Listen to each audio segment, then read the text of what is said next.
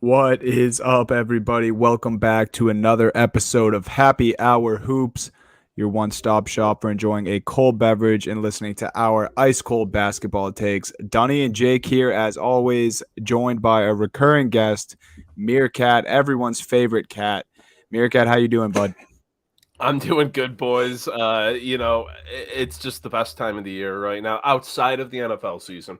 NFL season aside, It's true. right now is like the best time of the year because we are gearing up for NBA playoffs. Things are getting serious. All the storylines coming out, and we got a lot of shit going on in the NBA. Plus March Madness. It's just an incredible time to be a basketball fan, and the best time to hop on with the Happy Hour Hoops, boys. Let's go. It's Jake, what always do a we good time got for today? that. How are you feeling? I'm Always sure a good much of time. the same. I'm in full agreement with Meerkat. This is my favorite. We're about to come up to the best 2 days of the year, Thursday and Friday of March Madness. It feels like an actual March Madness, so that's going to be exciting. We're ready to get locked and loaded with that. But as much as I've wanted to just dive last week, we did a lot of college basketball coverage. I really wanted to dive in all the way with some of these crazy games. Stevie was really trying to convince me, but I can't quit the NBA. And there has been so No. much good shit going on, so much chaos still happening in the NBA. This is one of the most, honestly, one of the most exciting finishes we've had to a season. And I don't know, 15 years. Like, how many times do we get to like March and we're kind of like, we know basically every seed is going to be besides like maybe like the seven or eights, and teams are like, we're basically just like, let's get to the playoffs and see who's going to match up and see where it goes from there. Let's get to the second round, see some good matchups. The first round of Yeah. both the East and the West are going to be fucking wars. And fucking West Mhm. Conference today, and especially the West. I mean, the East is obviously deep throughout, but the West has kind of picked it up all the way through this year. And now the West, at least 1 through 7, we'll get to that 8 seed at the beginning here. I think we'll get the 8 seed out of the way. But we'll start with the 7 seed. Still the 7 seed right now. And Karl-Anthony Towns and the Minnesota Timberwolves last night. Meerkat, 60 points. I mean, you said it earlier in our text thread that he deserves more respect. Is this one of the things? They're like going to be a almost near 50-win team. He's been their best player. He won the 3-point contest this year. Like, what do you think about just what are your thoughts on Karl-Anthony Towns and just the Timberwolves as a whole? Cat is just one of those guys since he's came into the league, especially early on. I mean, he was kind of corny and, leaving Kentucky and all that stuff. He's a guy that you might not want to root for, and then he's getting stuck in Minnesota. But these past few years, he's just like so underappreciated. You brought it up earlier too. He dropped 60 last night, and nobody's talking about it. Nobody is It's talking true. about it right now. And it's just crazy. The dude is an incredible basketball player, and finally, Minnesota is making a little bit of noise. I mean, they look good. Cat is an absolute monster, and then Anthony Edwards, he's still adjusting, coming back right now, but he's shown he's an absolute force. D'Lo has been good. Pat Bev is just your disruptor, the type of dude you want on your team in the Yep. playoffs. They're a good team. Like, this West runs deep. Any team they're a better team than the Lakers. I mean, obviously the standings show that right now, but I think I can say that pretty confidently. We'll I would get take to them in a roasting the series Lakers. against the Lakers. I think the Timberwolves are deserving of the playoff spot they're in right now. I hope they hold on to it. I think they hold on to it, and I mean, they might be able to make a little bit of noise paired up right now, though. Against the Grizzlies, that's a tough matchup for them. Maybe if they draw the Suns somehow, because that top three, we might see shake up still. That's true. That they might have a chance because I'm down on the Suns, but I'm sure we'll talk about that. And yeah, the I'm Timberwolves with are a you. good So team. They're a good team, and people still want to just think of them in their head. The bias is them, the bottom of the league, not a good team, under like overrated players or guys you just don't want to care about, and they're prime. they're prime. What do you think, Duddy? No, yeah, I mean, I agree with a lot of that. I think another guy that deserves some love is Malik Beasley too. He was a guy who they Former were talking Nugget. about possibly shipping out at the trade deadline, and I think they're probably glad that they didn't go ahead and do that. But yeah, I mean, aside from some injuries this year, I think they could be even higher in the standings. And you have a guy like Edwards who is so young and performing at such a high level already. We saw the glimpses last year. He's already on his way to a superstar. And then, Cat putting up the most points in the NBA this season last night. And like Meerkat said, like we said earlier, no one's even talking about it. And you know what? If you're the Timberwolves, probably like don't talk about us. They probably like being in this situation. They know they're playing good ball. I follow Cat on socials. Like I think he's very aware of the talent that he has around him and what this team is capable of. And I kind of like that you bring up the top 3 seeds and how that none of that's set in stone, regardless of if I think the Timberwolves are actually capable of beating a team like the Warriors or the Suns in a 7-game series. I think regardless, those teams would much rather see like a Lakers or a someone else in the first round. I don't think any of those 3 teams, talking about the Grizzlies, Suns, or Warriors, would be stoked or think it would be an easy series if they run into Minnesota. That's what I mean. Like remember earlier in the year, we were kind of talking about, the West is like looking weak or it's not as deep as the East. The East is so strong. All these teams so above 500. They're so close together. 7th place in the East, 38-30 Toronto Raptors, 40-30 Minnesota Timberwolves. Like it's identical. Both conferences 1 through 7 are just incredibly strong. But we're talking about the West here. Minnesota is the team that they're bunched up right now. They can still move up theoretically to the 4 seed. They're only 2 games back of Utah. I know that would be a big stretch. Utah's playing pretty good ball. Denver, obviously, Meerkats Nuggets have been playing great recently. Luka has been playing outstanding, and Dallas looks great this year too. I honestly am not. I'm thinking of the West more like I was thinking of the East all year long than like I was earlier in the year, where I was like, Phoenix, Golden State, Phoenix, Golden State, Phoenix, Golden State. Like I've said that multiple times on this podcast. I was like, I think it's Phoenix, Golden State all the way through. Like no matter what happens, all the chaos behind. Now I think you can make a case for 6 teams in the West, 5 if I'm going to go with my usual slander and kick the Jazz out, that can actually make the NBA Finals. So, that's really what it comes down to. And so, anyways, getting back to the Timberwolves, I think they're kind of in the same position as like the Cavs are this year, where they were a team that like no one really expect. Like I don't think people were betting the overs on the Minnesota. Maybe some people were, but I guarantee you people were ripping Minnesota unders all year. And they're a team that started out hot, pretty much above 500 all year, and people have been waiting for them to fall off, and they've gotten stronger. And they'll be a tough match. I agree though, Meerkat. I think they would rather match up with Phoenix, and we'll get into Phoenix later, than Memphis or Golden State. I think Memphis and Golden State are horrible matchups for Minnesota because they're not going to do anything to slow them down. But before we get into the good teams in the Western Conference, can we talk about the most fun dysfunctional team? Because LeBron James threw a fit last night, bro. any comments? 10 games under 500. He whipped that fucking ball. 10 games under 500. What the hell is going on in LA, boys? Yo, they're just broken. I think they just suck. They're broken, yeah. We were worried about this roster coming into the year. All 3 of us, I'm pretty sure, before at some point, we're like, listen, like it's LeBron, it's AD, but this is kind of iffy, and it's blown up in their faces. They're just not a good team, man. No, they're not.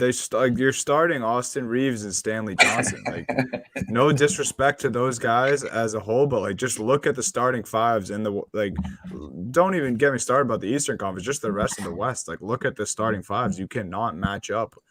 Like, I don't care if you have LeBron James averaging nearly 30 points per game. This stint and these last couple of months shows that that's clearly not enough. 10 games under 500 for, the anticipation and the expectation and some of the star power on this team. That is, injuries aside, man, like that is brutal. No, yeah, it's super tough. And you have a lot of just drama surrounding the team. You constantly have shit with LeBron.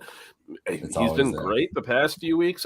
This season, he's been fine. He's averaging like 30 points, but he's been so up and down. He has been the leader the team needs it all. And you got Russell Westbrook playing so poorly that he's literally concerned for his children's legacy and how his being called Russell Westbrook's going to affect his children and all that. things aren't going good in LA right now. The coaching, non-existent, and LeBron's supposed to be, like I said, that leader, that coach on the floor. I felt almost none of He's that fed from up. him this year. Absolutely, he doesn't care. He's not going to he's put done. that amount of effort in. He knows the season's washed, even if they make the playoffs, which I think they probably squeeze in. It's the Lakers, it's the NBA. It's going to happen some way or the other. It'd be so a better awesome if they lose storyline in the might. play-in. And Hold that's up. what I want. You're so right, badly. though, Meerkat. We got the free throws in the eventual Clippers Lakers play-in game for the 8 Oh my seed God. is gonna be. It's gonna be like Ugh. Kings Lakers esque, like 0-2 Chris Webber, that game where that Donahue was fixing. Like they're gonna have to watch everything on that. Because LeBron will be to the line minimum 24 times. Oh, no doubt. He's just gonna be he's just gonna go into the paint every drive. And Yeah, you guys know. Oh, go ahead, Dodie. No, I mean, I know we're going to get to the rest of the teams in the West here in a second. Teams. But I just still have a few thoughts on the Lakers. And, I'm the biggest Russell Westbrook guy. I get it. I mean, some of this stuff, some of the games, some of the shooting performances he's had this year, inexcusable. And I understand that. I'm a Russ supporter. I'm a Russ truther, though. And I just don't understand, like, really what the Lakers organization thought or, like, LeBron thought, especially with no AD on the floor. Like, LeBron and Russ really can't coexist if they want to win. I don't understand why he wasn't trying to, why they didn't try to move him at the deadline or why they don't just strictly play Russ with the second unit. Obviously, you can still start him, but, like, make him the first sub or, I don't know, something. And then it's just LeBron's have fault, right? Like that's like I'll put all the blame on him because he's the guy that wanted to bring him in. He had the dinner with Russ that made it work. Whatever. I don't know what he had against KCP and Kuzma because those two are like Kyle Kuzma is exactly what the Lakers need all year long. Like a wing defender who can fill it up when he needs to, and KCP would be their best guard defender Even Caruso right now. Even Caruso, who they didn't want to pay, would have stayed with them if they paid up. And they could have paid over the tax for him. Didn't want to. It's all self-inflicted wound. That's why, like, you can't feel like I love LeBron. I can't feel bad for him. He's done everything himself. No, and I've seen him pull this pouting shit before too. In the last year in Cleveland, he did the same thing. His body language gives away everything. Oh, he's visibly taking plays off. Like, go to Lakers TikTok, bro. Well, my favorite thing is when people like you see like Reeves like brick a three or something, and he just like drops his head. Yeah, he literally doesn't come back on offense sometimes, or vice versa. No, or like if it's a quick shot, dude, and he didn't get a touch, he does not run back on defense. No. Nope. And that's what he'll do. But this team is more broken than I've ever seen any LeBron team in my life. Like even the worst case scenario teams were still making the Eastern Conference Finals. So they also had more life. They had more life than this. This team hates. I don't think this team. I think the part of the problem is something I think you mentioned, Meerkat, is about the coaching. Is that Vogel is lifeless, and he knows that he's basically getting fired at the end of the year. And Braun obviously has a reputation with coaches that he's basically coaching the team, whatever. But Vogel is not a guy that can even step in and challenge LeBron. Like Ty Lue could at least step up and like get in his face and be like, "Yo, like you need to chill" or whatever. And that's why that relationship worked. You think LeBron's listening to Frank Vogel? Nope. No way. Nope. No way. All right, let's get into. Oh, go ahead. One last thing here, and someone better clip this because I'll never say it again. But I actually genuinely a little bit feel bad for Lakers fans for two reasons. One, it just sucks that you had so much potential and like stardom / like legends on this team, Hall of Fame players, and this is the outcome. And two, there's people out there who are delusional and are just so caught up in the LeBron-ness of all of this that they just refuse to believe that they're bad because they have LeBron James on their team. Oh yeah, 100%. And they're the Lakers. Yeah, the Lakers aren't bad. It's the worst. It's the two most. Like I mean this in the nicest way, but the two most passionate fan bases are LeBron fans and Laker fans. Yep. And they are having a tough time. I have a friend, I'm shouting out my friend Miguel Fred, who is the biggest LeBron hater and biggest Laker fan that I know. And his Twitter, follow him on Twitter because it's some of the best Laker content ever. Oh yeah, because it's so contradictory of everything that you think of, but it's just where you got to draw your lines. Like there's a lot of Laker fans that think LeBron came in and has fucked a lot of shit up, and they did win a title in the weirdest NBA finals we'll ever have in our lifetime. But the rest of the years have been bad. I mean, they were an 8 seed, they missed the playoffs, and they could miss the playoffs this year. Like that's not is that successful? Like the title is awesome. No one really thinks it's that awesome because it was during the pandemic and it was not in front of fans and everything else. But they were good. Like they were that team. The thing about that Laker team is they were that damn good. And even before the league shut down and everything, they were off back-to-back wins over the two top teams in the league, the Clippers and the Bucks. So they were high. This team was at like the peak of the peak. So that's why I feel like we're still talking about them, because we're just like, how did it get to this from that? When even, I mean, whatever you want to say about the title, they were the best team in the league that arguably that year. So, all right, let's get into the best teams of the league right now. Meerkat, let's start with you, Dunny, then you, then I'll go. Out of the Western Conference, who is the most legitimate team, the most legitimate title threat? We're starting right at the top. I want to hear who your favorite team is right now, as you're looking towards West futures, whatever else. Like we're rounding in the playoff. These teams are rounding into form. Guys are coming back for the playoff run, getting healthy. Who do you think it is? So obviously I want to say the Nuggets, but I'm going to I'm taking my bias, putting it to the side for this conversation. So brave. Very brave of me. Let me get a pat on the back real quick.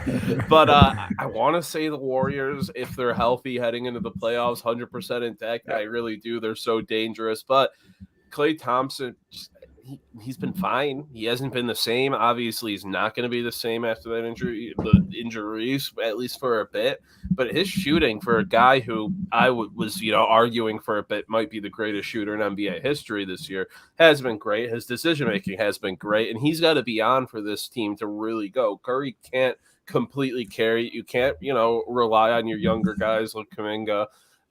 So I'm going with the Memphis Grizzlies, honestly. I think the winner of the NBA, is coming out of the West this year, and I have a future on the Grizzlies to win the NBA championship right now. Not a big one, but I just like this team. They're one of them. We were talking about guys who don't get the respect, they deserve. The entire Grizzlies roster outside of Ja Morant doesn't get the respect they deserve. I mean, Ja might get enough respect for all of them, which is fine. But I mean, this is a great team. These guys have scorers. I mean, Dillon Brooks, Desmond Bane, Jaren Jackson are all good players. If they can take it to the next level, if they can stay consistent in the playoffs, have that killer playoff mentality, not that Memphis Grizzly historically, embarrasses themselves kind of mentality, I think they can go far behind Ja. I always seen Ja absolutely elevate, the entire team, carry the team on his back, win games single-handedly. And in the playoffs, I'm betting on the team with that type of player most of the time, in the matchups where you got the guy who can absolutely take over, hit any shot when it matters. And Ja Morant's that dude. He's proved it now to us. And I'm not saying that this is their time to win it, because they got a pretty bright future ahead of them as long as, management doesn't destroy them. But why not now? Why not now, right? But why not now? I think the winner comes out of the West, and there are so many strong teams across the NBA right now, West and East. But it's just about that little oomph. I see teams that might, you might be able to make a better argument for, but I don't know if there's a team you can make an argument against less than the Grizzlies, kind of, if that makes sense. I do. I'm following you on that for sure. Dunny, who do you think? I have a hard time not saying the Golden State Warriors. I don't know, man. I think the fact that they're still the 3 seed in the Western Conference right now, and they kind of, other than winning their last 4 here for a little bit, they were on a skid, especially, Draymond out of the lineup. But Clay's still getting his legs back under him. I don't think he's 100% yet. We've seen spurts where he has a few unbelievable shooting nights since he's returned. I still don't think he's 100%. Steph is definitely not, playing like himself during like this last 2-3 month stretch. He came out way hotter at the beginning of the season. But something that is enticing about this team is that Wiseman's on his way back. And, regardless if you are big on Wiseman or not, he's a presence and he's skilled, and it's easy to fit in on this team if you are offensive minded player and you just have pure basketball skills. And he has both of those things. Yeah. And then, like I said, Draymond's, going to be back here going into the playoffs. There's not really two players in the Western Conference I trust more than Steph and Clay. I think when the time comes, when the lights are the brightest, those two guys step up. If they're the real Splash Brothers again in the playoffs, they have Draymond. They have guys like Kuminga who are playing unbelievable off the bench for them right now. I just think they have – to me, the Warriors have the same depth that the Miami Heat do in the Eastern Conference. Like from top to bottom, their roster just plays well. They're insanely well coached.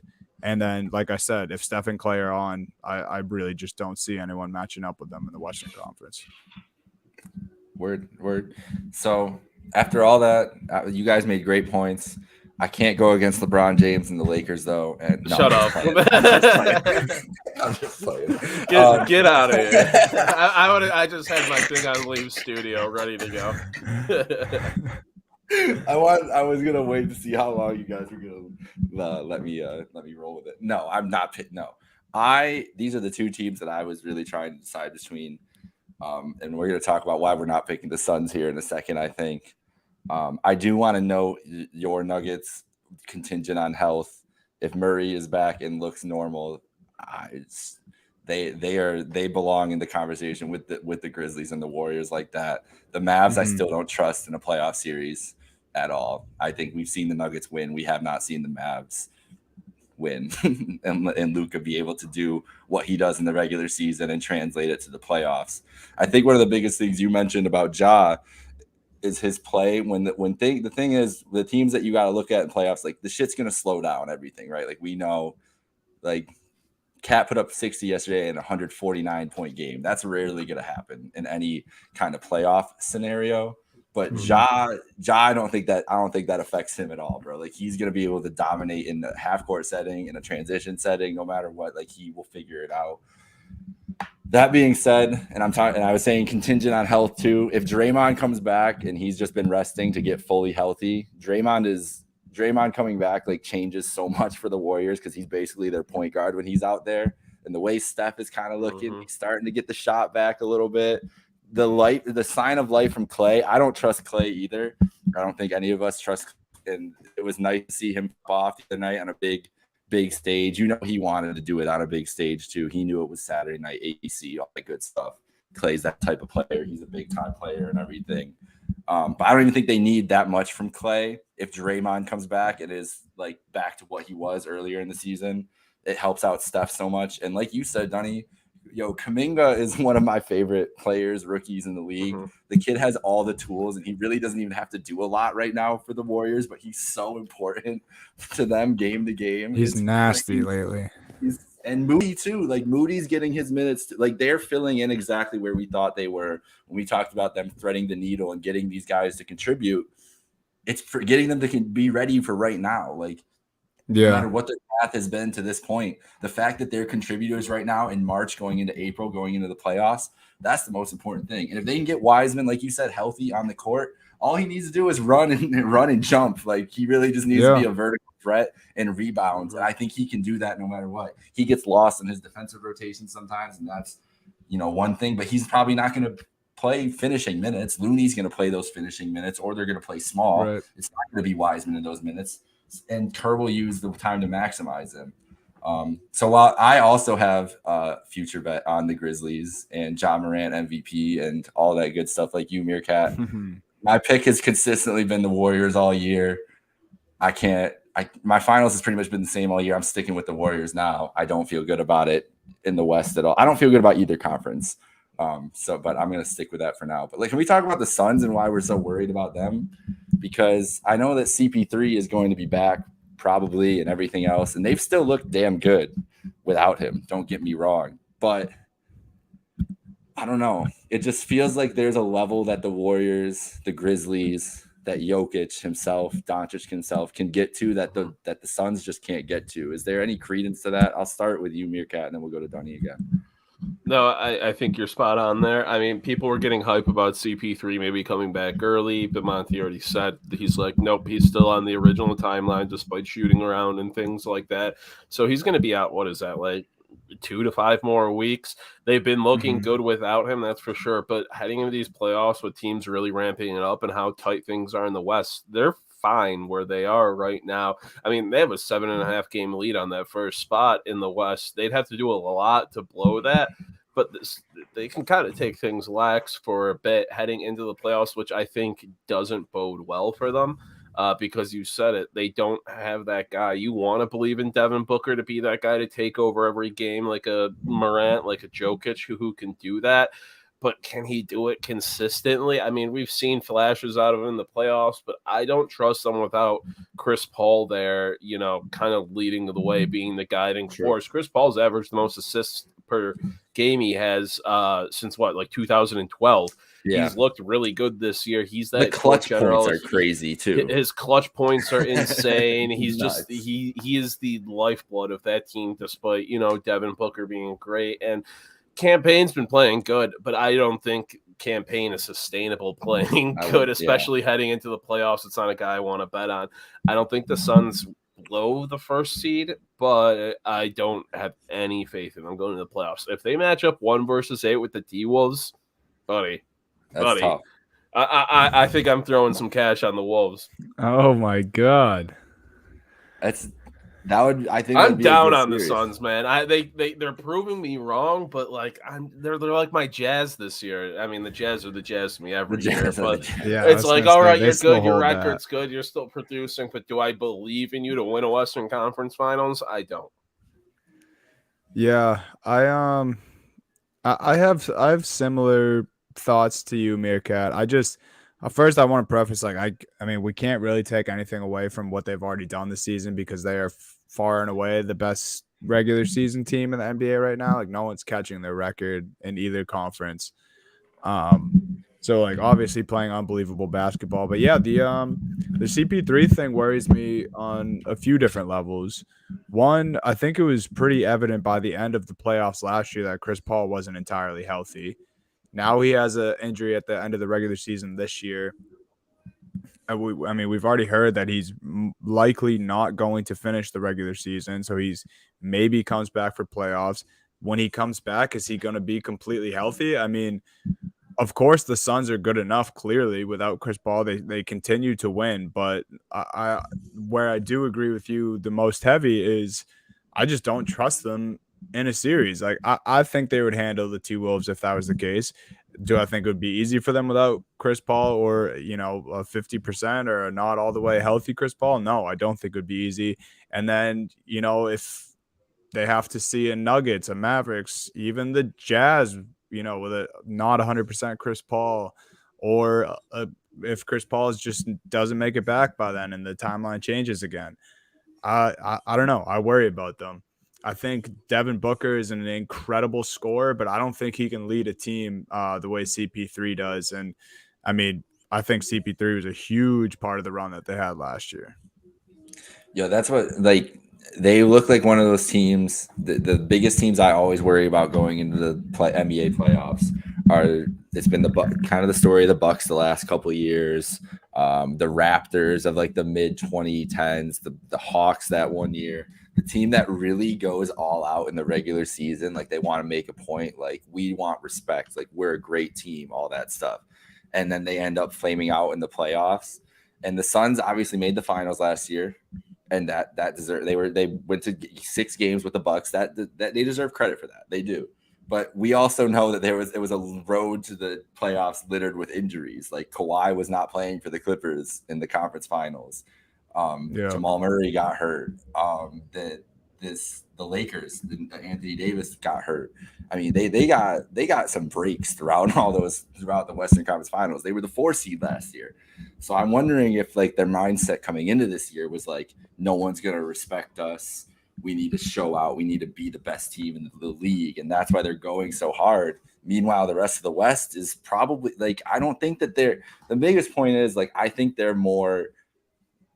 closer to the pack as they are like actually as a team than they are in the conference. Like they're not 7 games better than the Grizzlies or the Warriors. I think they're on the same tier. I think Dallas and Denver are on that same tier. I honestly think all 5 of those teams are like in that same group together. And then I don't count the Jazz because they don't deserve to be counted anyways, but they're right behind there. But I honestly think that they're way closer to that than the separation that shows on the standings. And that's what worries me, is that they're having these little issues around with CP3 and everything else. We'll see. So we kind of touched the Grizzlies already. Is there any other Grizzlies thoughts any of you guys have outstanding? Any Luka thoughts? Anything? I mean, it's pretty much the same, right? Like, let's just see what happens. Like they're a must-win with Luka, but I want to see it in the playoffs. Yeah, that's the biggest thing. Go ahead, Marquette. I was just going to say, seeing them actually carry over this recent, defensive upswing they've had into the playoffs.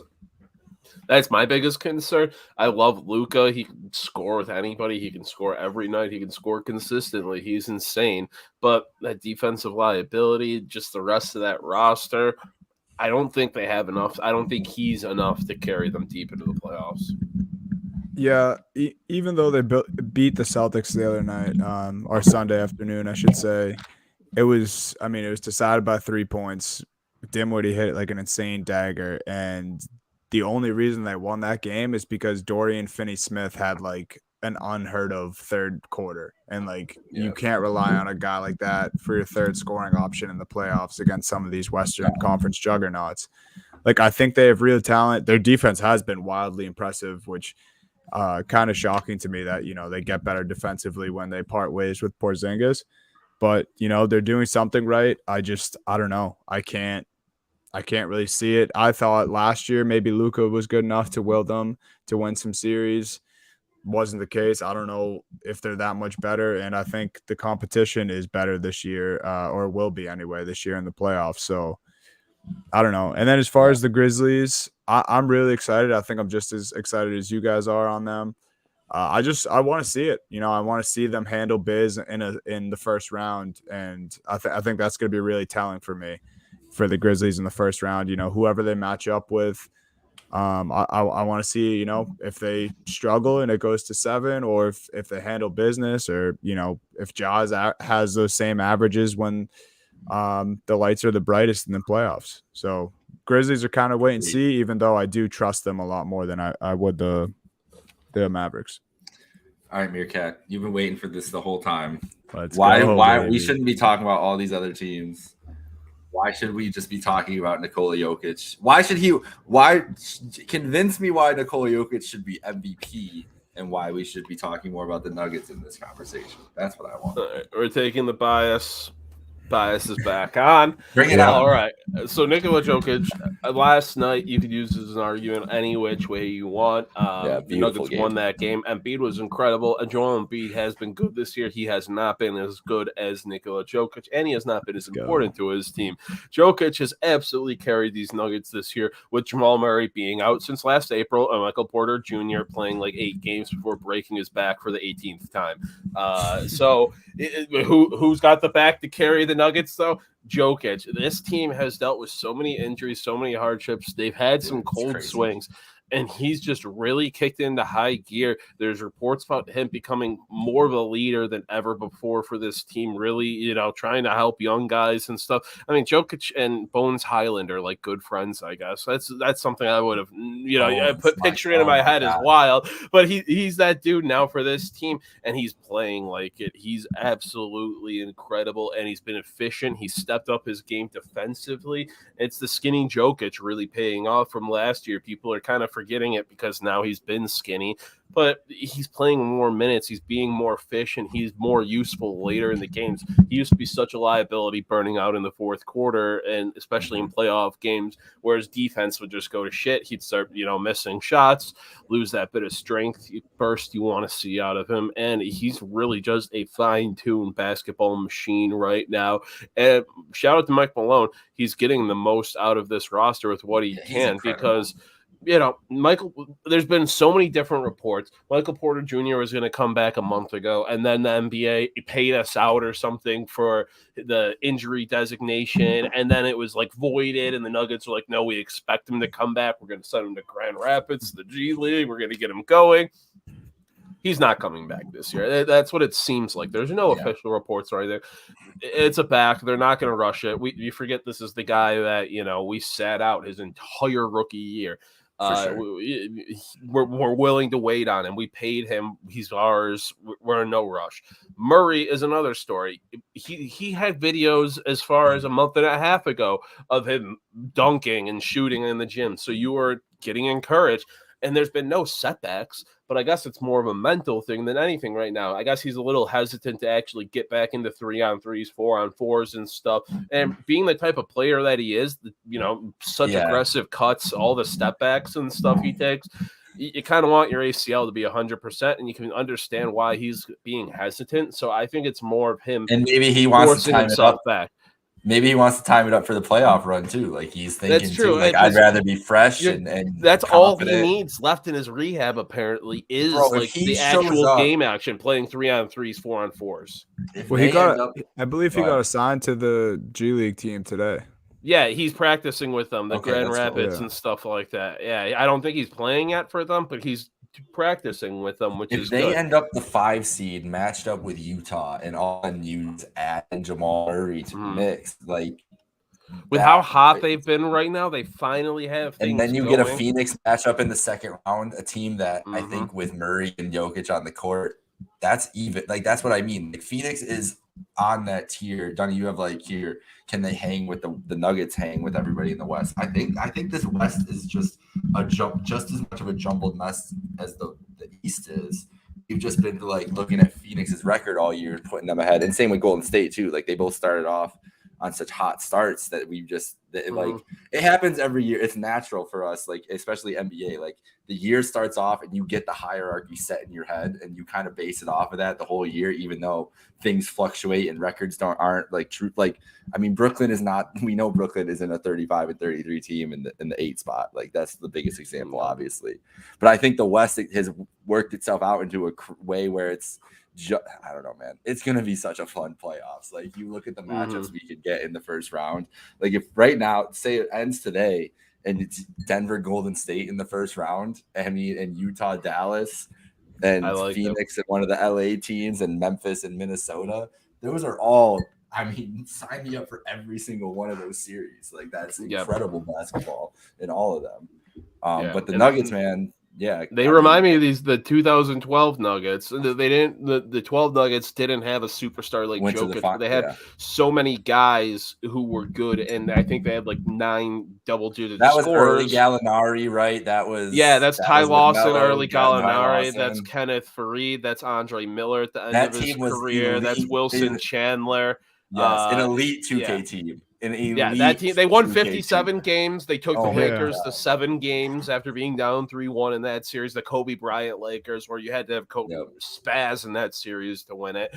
And I mean, it just reminds me of them, but throwing a guy like Jokic leading the pack instead of it being Wilson Chandler as your team's leader, like it makes a big difference. And this is me thinking without even Jamal Murray. I mean, Bones Highland, if he is not America's basketball sweetheart right now, I don't know. Like, I don't know what you're thinking. Like what he was doing against the Sixers, that logo shot last night, the cockiness to pull up with that in that situation and hit it. I love that, man. This roster's just got a lot. I hate to use this word. Hate to use it. They just have a lot of swagger right now. They do. It is, though. It's true. I think that's Jokic, though. I think that's the Jokic effect. Like, he brings that confidence. How can you not want to play? He's a baller, bro, and he's a maniac. He's like, so you don't fun. want to fuck with him. It's Yeah, not like a LeBron where, I mean, obviously LeBron Jokic makes can get mad. We've seen him murder a man no on the life court, can be but like, miserable with LeBron. I don't think LeBron life just would ever seems be like an miserable. asshole, a dickhead, not a guy you have fun playing with or you want to play with, other than the fact he's Unless you're LeBron. winning. Jokic is out there smiling the whole time. He's goofing around. He's constant Well, he jokes had and shit off the court. Like, you put it out, right? Or did I send it to you guys? Whatever. There was the big Jokic story the other day about how he's like, basketball is not important. He's like, it is not even close to the most important thing to me. He's like, it's fun. He's Which like, is I'm good at it. crazy. It provides for my family. He's like, I don't give a shit though. But Yeah. honestly, those are like some of the best. That's some of the best mindset to have towards the game. mhm. And I think that's like we've taken that. So this is a weird thing about the Russ. All the Russ talk, as bad as he's been, everything else. When he says things like that, and people like took it in a weird way and everything, it's kind of in the same vein. He's basically saying like, listen, I come out here like he is the most stubborn basketball player ever. He's not effective. He's not doing good things. But it's not basketball does not have to be life for like when these guys, you start getting money, you got families, all this other stuff. And when you could come into like a game like that, like with coming back to Jokic and, big game, and you just think like with the perspective, like I've had so many other things happen in my life, like this game is not that big of a deal. It honestly frees you to go ball out because you're not going to feel the pressure. It's just you're going out there and balling and working. And when he goes out there and when you see him go absolute demon mode and you see that killer look in his eye where he gets it in the playoffs especially, and he tries to take a game over, because he has that mindset, he's not doing it for himself. He's doing it for his teammates, the guys on the court with him and the fans and stuff, because he really connects with them. So he's just an absolute delight of a human being. He's awesome. He does. He does get a real sick look in his face sometimes. He is terrifying. No, there's the time you fucked up. Straight murder. Straight murder. I would not fuck with that man. Or his brothers. Last week I was Embiid MVP. I was arguing with my brother, and I think it wasn't just last night's game, but the more I looked into it and everything else, like it's got to be Jokic again. The way if it keeps going like this, and I think Ja might get it just because of the storyline and everything else. Yeah. But Jokic has just done everything, man, everything, and so did Embiid earlier in the year, whatever. But I just think this dude is he's special, and I don't know, it's just nutty to watch him. It's been nice being in the Central Time Zone, watching more of the late games. So I watch a lot of Nuggets, especially because the Lakers are so bad, and so I don't have to watch those games. And I've just gotten more and more appreciative of those games just because it's a night-to-night thing. Like it's every night. It's a random Wednesday night against the Kings that Jokic will just be out there and feel like it's a game 7. He's like trying to kill somebody out there. Yep. You're like, dude, just relax. What are you going to say? My closing thought on Jokic here is just something that Meerkat pointed out at the beginning of, when he was going off about Jokic is he does more for his team than Embiid does. Like for sure. Last night's just one example, but this season as a whole, like last night he got outscored by Embiid, but overall I think he played a better game. 22 points, 13 rebounds, 8 assists. He did that without being able to rely on a guy like James Harden. Like Embiid had the game he had, and he also has Harden, night game in, game out, a guy to rely on. And then Jokic doesn't even have his second option. He doesn't even have Jamal Murray. He hasn't all season long. So, I think just really honing in on that one specific point is how good Jokic is for the Denver Nuggets is a really important thing to look at. And I think it will, be important moving forward too. We don't know for sure how Jamal is going to look when he gets back. Obviously, he's going to have to ease his way into, the way he used to play. And just the fact that Jokic is already playing this way right now in a carrying his team mentality, I think, that's just going to take them the distance. Yeah, no, I agree with you. And Jamal Murray coming back, whether he does or not, I don't think it hurts or helps us too much from where we presently are. This team is just playing good basketball right now. It's going to be Jokic. A lot of non-house. I think this is the playoffs too that people, Will Barton becomes a household name because Will Barton's been a good NBA player for years now, and he's still a guy that you bring up to a casual fan and they don't know who you're really talking about. But he's the second option on this team right now for Jokic. And, just as scoring, he's our best pure scorer we have currently on the team without MPJ or Murray, and he's going to be a guy we need to rely on in the playoffs because Jokic, as good as he is, he doesn't get as aggressive as you want him to be sometimes. You want him to take 20 shots in a game, and he refuses sometimes. I hope that doesn't happen these playoffs because that was driving me mad last year between him not shooting the ball 30 times a game and Michael Porter Jr. missing his first shot of the game and then becoming afraid to shoot the rest of the game. I don't need that this year. You're the amazing players, great scorers. Just keep scoring. Yeah, you got just my keep scoring. It's that darling easy, Uncle guys. Jeff Green. Score all the points. Don't bring up Jermichael Green. I No, don't Jeff like Green. him. Oh, Jeff okay, Green. okay. No, yeah, My you darling have, Jeff Green. you have the GOAT Jeff Green on your team. Yeah. And that is Uncle Jeff. you are We all blessed. have a soft spot for Jeff Green. Everybody We've all loves had Uncle great Jeff. experiences with Jeff Green. Yeah. All three of us on our team. So yeah, he's the man. He's definitely gonna score 28 in a playoff win this year for you guys. There's no doubt in my mind. Or just have a There's dunk no that looks way. like he's still in his second year. Yeah, Yeah. Or throw down a windmill on somebody out of nowhere. And how about all right. DeMarcus Cousins? This Nuggets win Dude. streak started when he was activated to the lineup. Yo, That's is it literally just the when it weed out started. there? Like, yo, 'cause It these must be. guys, like, It's these bringing him dudes, alive. Like Malone, I give Michael Malone a lot of credit. He's one of my favorite coaches in the NBA, and honestly, just the front office, they do a great job developing guys and have done so. That's why they're still here. Like, no one, like the fact that we're still talking about them as a contender with all the injuries they have to their high players is just a credit to the organization as a whole. But yo, the fact that Boogie has just come in and just looked as good as he is, yo, there's got to be something else going on, It's and that's crazy. that's It's the first absolutely thing I'm coming insane. to. He's got to be living life. out Boogie there. also just laughing in Harden's face last night was gold. Yo, because I'm so out on Philly, guys. I'm so out. Like, I don't trust James Harden, and him and Embiid are just, Harden they're doesn't gonna give win a close. shit. They're gonna win. He close. does not care. It's gonna be way worse than Ben Simmons for Harden. Like, be careful what you wish for, Joel, because now you have James Harden in a playoff series. The video of him with Lil Baby after getting blown out by the Nets, like, he's gonna do With the that after cake and game everything. 4. You're gonna be down 3-1 to the Nets in a playoff series. He's still gonna be out with Lil Baby. I guarantee you that.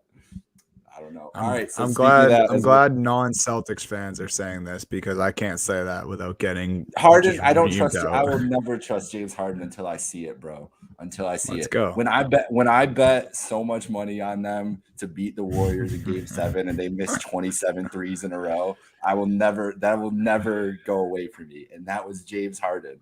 Like, if Harden, all he had to do was take over at 1 minute in that game, and they're playing the Cavs in the NBA Finals, and maybe the Cavs win the NBA Finals because they're playing James Harden instead of getting run over by Kevin Durant. Anyways, I'm not mad about this. Speaking of the NBA Finals, Dunny, your NBA Finals right now. This is how we Ooh. end. Then Meerkat, then I'll go. Give me Bucks Warriors. Okay, I don't remember if that's what you picked last time. I think it was. I think it might have been Miami. I don't know. It might have been Miami. Actually, yeah, you're right. I'm always going to change it until I can mess with you guys enough until I can say the Celtics Warriors. You could say the Celtics right now, and I wouldn't be opposed. That's also tomorrow night, right? Celtics Warriors. Yeah. In Golden State, big game. Yeah. It'll be fun. Meerkat, what about you? We are going. I'm gonna stay true with the Grizzlies Let's go. versus the Miami Heat. Can't be mad. I about love that. the Heat this year. They That made is me my- so much money. I love them this They year. made me a And lot Tyler of Harrow. money too. Tyler Harrow, people were down on him last year, and Both of no, those teams. he's all the way back, baby. Jimmy Butler in the playoffs. Feed Heat me. culture is just such a real thing, Bam. dude. And It's Bam insane. Bam is the Coach one. Spo is a genius. Bam's the man. Yeah, and Spo Bam's is the one. Bam is the Go. one. If in the playoffs, like, he might be the guy that comes out of this looking the best. Meerkat, you just said my heart's NBA Finals, because those teams have both made me so much money this year. Like, the lines at the beginning of the year with the Grizzlies were so so Insane. skewed, so bad. I was getting just the ripping Grizzlies like plus 8 against the Lakers. You were like, Yeah, and you're like, I'm just Sure. gonna bet this Grizzlies money line here and just rake in money. yeah, The Grizzlies were incredible for that. But I've picked this pretty much every episode of this show. I'm sticking with it. The Golden State Warriors and the Brooklyn Nets will be our NBA Finals in 2022. I'm not picking Whoa. against Durant. I can't. tough. Dude is just a maniac. It's tough. They are still the best team in the NBA when Kevin Durant's on the floor. They are still the best win percentage. And shout out to So- Kyrie Irving for the courtside shit he pulled last Also- week, just showing how stupid it is. Like, sitting Yo, how courtside, going to the ridiculous. locker room with the team, Oh like at my half. God. Just so ridiculous. I love them. Kyrie drives me And mad. they I hate find the him. dude, They but I him for love going to the that. locker room. I'm like, you how know are you what? going to find him for being in the locker room? He practices with them. He plays with them on the road. He can't Absurd. go in the locker. He has 25 as we speak right now with 10 Oh. minutes to go in the second I quarter. forgot games are on. See, Love this is it. the time zone that fucks me up. The game's been on for 45 minutes. Mhm. Crazy, man. Kyrie popping off in Florida. He loves it in Florida. I'm sure. That's for sure. Yeah. What was I gonna say though? There was something I was gonna say about Kyrie. I don't know.